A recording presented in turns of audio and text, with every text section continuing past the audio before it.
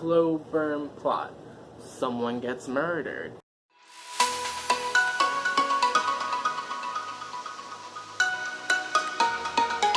Hey y'all, it's Brody, and today I'm here to do a spoiler-free review of Wilder Girls by Rory Power. I'm trying to not let the light hit the cover so you can see it. Over here? Nope. There we go. That's kind of good.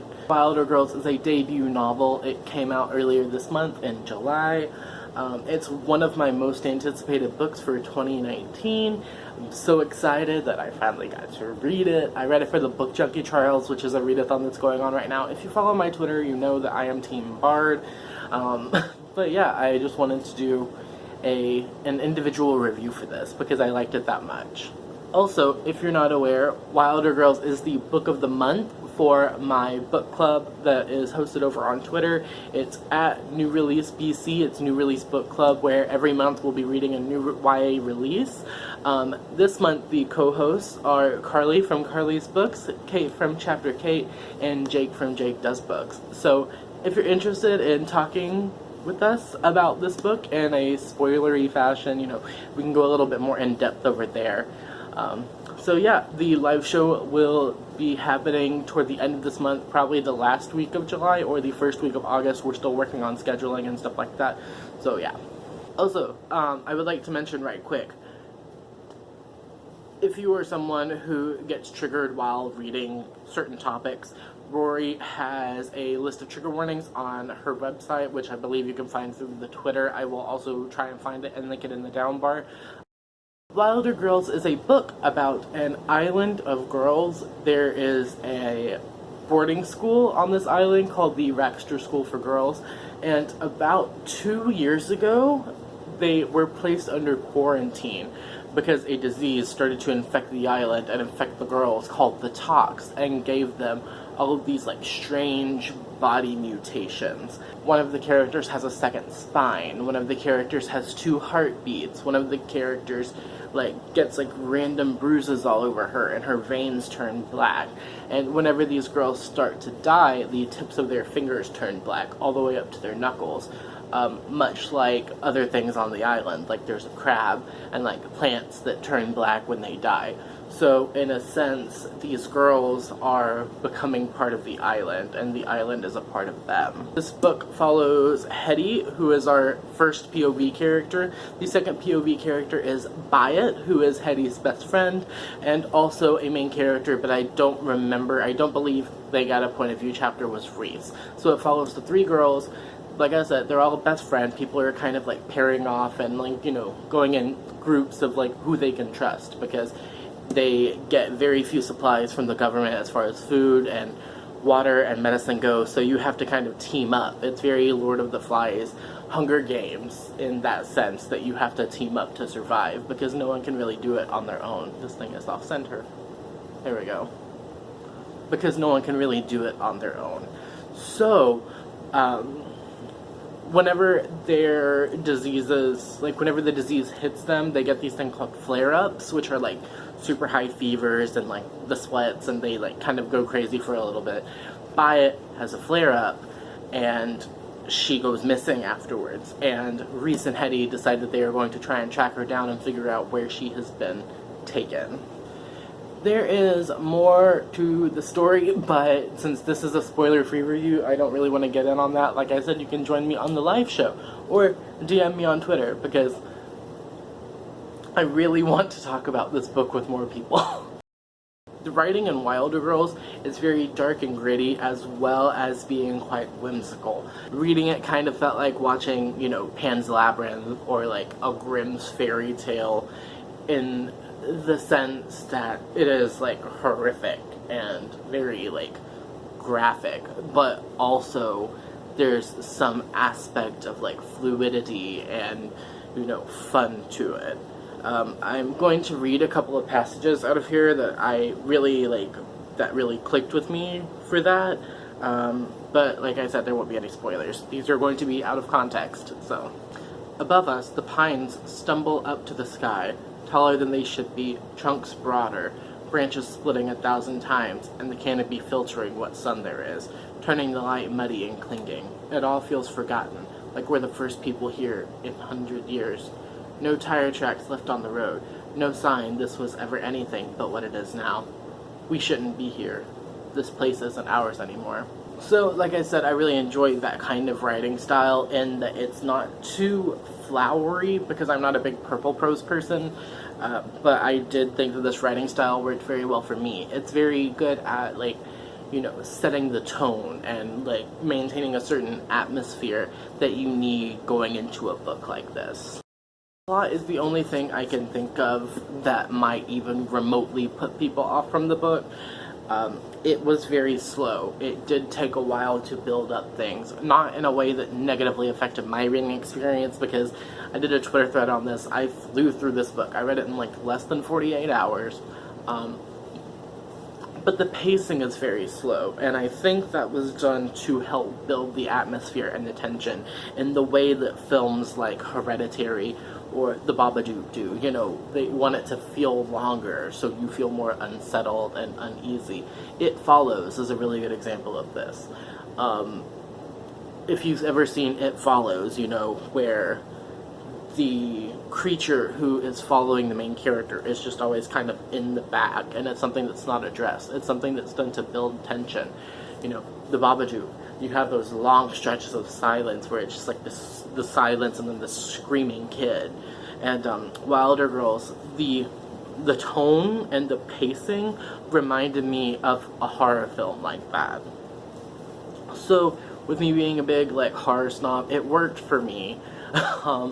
But to be fair, it might not work for you. If you're someone who likes, like, quick, you know, like, action, it might not work for you.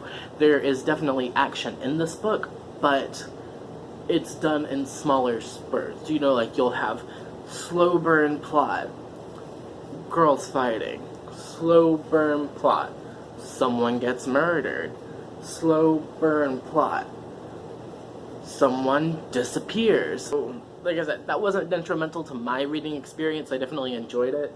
And when I say slow burn, I don't mean the romance, because the romance almost felt a little bit rushed, and I was not expecting the romance to be between the two characters that it was between. That was very interesting to me, that Rory kind of, like, subverted what everyone had expected for the romance. There are multiple characters in Wilder Girls, besides Hetty, Byatt, and Reese, but those are the three I'm going to be talking about because they're the main characters. And also, you know, I can't really talk about characters like the teachers or certain other people without getting into spoilers. I did not know this book was going to be multi-perspective. I had assumed that it would be strictly from Hetty's point of view. Hetty is very dependent on her friendship with Byatt. She's so dependent, it's almost like codependency. Like, she cannot function without having someone else. And this happens later in the book with the romance. Hetty can't handle being alone. And in that sense, I could relate to her, but it was also like, you need to know how to be alone. But Hetty can't handle it. She, like, loses her shit. And I understand that this is your best friend going missing, but Hetty is so dependent on Byatt, and that was something that kind of, like, threw me for a loop. I didn't really know what to make of Byatt. I can't get into spoilers, but something happens in the book, especially from, like, whenever we're in Byatt's head, that makes me question whether or not she's even a reliable narrator, because there's a part where she talks about how she lies a lot just for fun, so she's kind of a compulsive liar, but also whenever we're in Byatt's POV, it's very in and out because of, like, the flare-up that's happening and other things. So that was a little bit hard to tell whether I could trust her or not, whether I could trust her thoughts and trust her feelings, because if a character says, like, I'm not reliable, then how can I get a good feel for them? I will say that being in Byatt's head made me very uncomfortable, and that was not a feeling that I liked. Byatt has some issues, but do you know who has the most issues? Reese, who we're going to talk about now. Reese was my favorite out of the three characters. Reese was probably my favorite character in the whole book. I related to Reese a lot in the sense that she always felt like the outsider, because in their clique, I got the Barnes & Noble exclusive edition, so there's bonus content, like a deleted scene, which was from Reese's perspective, and I'm very sad I didn't make it into the final cut. I want to count it as canon, but I don't know if I can. Reese, whenever she met Byatt and Hetty, it was Byatt and Hetty, and then Reese came along. So Reese has always felt like this outsider, even in her group of friends, even afterwards. Whenever everyone looked to Reese to be the badass, they were looking to her because she was strong. They weren't looking to her as a friend, and that's something that really affected her. Also, this isn't a spoiler because it's mentioned pretty early on, Reese is the groundkeeper's daughter. The groundkeeper, her father, lived on the island, and so did she. He was also affected by the tox. The tox affected everyone on the island, not just the girls. And her father went missing. They don't know where he is, and that's something that affects her too. She wants to find her father, and she can't really do that because of the quarantine. They're stuck in, like, the school grounds. They can't go off of the island. She can't go to her home, which is just like a few miles down shore. She can't find her father, who's now been missing for, 18 months? And like a year and a half. And that causes her a lot of strife and turmoil. And I really wish that we could have seen more from Reese's perspective. Like I said, I got the bonus chapter, but I needed, like, as much screen time for Reese's POV as Hetty and Byatt. Also, this isn't about a specific character, but this is about rather all of the characters. This entire book is full of morally gray anti-heroes. Everyone does bad things. Everyone is trying to, save themselves or saving other people. The actions of a lot of the characters throughout the book are very questionable. But it's a survival story. So, yeah, I wanted to say that I really enjoyed seeing a story where everyone was selfish and everyone had their own agenda, because that's real life. I mean, yes, there are nice people in the world, but when it comes down to something like this, we're not all gonna be like kumbaya. That's why I think it felt very real and human. It's that animalistic, selfish instinct of, I need to protect me, I need to do what's best for me, I need to focus on me and the people who can help me. And if you're not going to help me, then you are of no importance to me, and I will kick you down just to climb to the top. Every single character in the book is like that, and that is something that I found so refreshing. I thought it was amazing, because I'm kind of bored of every character being like a small, soft being who's like, ooh, look at me, I'm precious. Like, I'm ready to see badasses and selfish, greedy, flawed human people, and that's what I got from this. Final thoughts on Wilder Girls. While at its surface it is a gruesome, gritty, sapphic body horror, sci-fi, fantasy story, it's more than that. Yes, we have girls whose, like, hands are being coated in scales. We have girls who are growing gills. We have bodies being burned in the backyard. We have, like, bears whose faces are ripped down to the bone, and deer who are crawling with maggots. We have all of that. But it's also a story about people and human instinct, and how, people are ugly, and people are gritty, and people are selfish and messy. And that's something that I think is amazing. Because, especially with Rory being a woman writing about girls who can be messy and disgusting and mean and hateful, that's something, because boys can be that in their stories. This book reminds me a lot of Lord of the Flies. It reminds everyone a lot of Lord of the Flies. it's okay with society for boys to be that way. But girls can't do that. Girls have to be mature. Girls have to be professional. No, fuck that. Everyone can be equally messy. Everyone is equally messy. Everyone is equally flawed. And it was so... Guys, everyone, please read this book. I do want to talk more about things, but I can't. With this point, this is also a story about learning how to be independent and relying on yourself.